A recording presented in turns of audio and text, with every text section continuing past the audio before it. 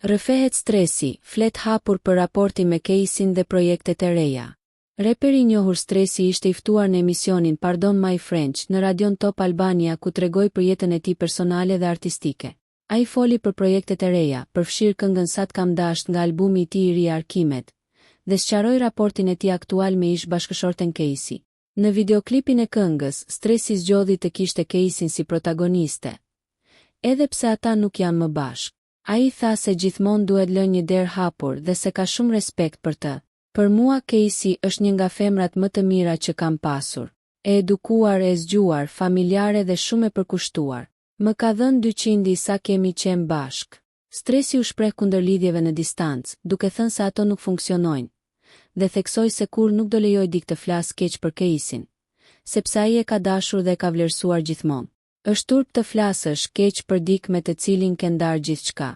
Kjo nuk është burrni, është mungesë respekti.